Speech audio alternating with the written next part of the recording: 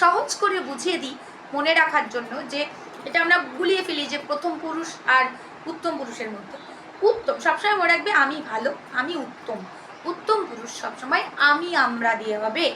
আর মধ্যম পুরুষে বন্ধুরা তো খারাপ হতে পারে না, তার সবসময় তুমি তোমরা দিয়ে হবে। সামনে যে আছে তাকে খারাপ বলতে পারো? তুমি করে যার সাথে সামনে বসে কথা বলছো সে হয়ে যাবে তুমি তোমরা, হয়ে যাবে মধ্যম পুরুষ, বাদ বাকি সব প্রথম পুরুষ। তোমাদের গম ধাতুর রূপটা পড়াচ্ছি। গচ্ছতি, গচ্ছত, গচ্ছন্তি, গচ্ছসি, গচ্ছথ, গচ্ছথ, গচ্ছামি, গচ্ছাব, গচ্ছাম।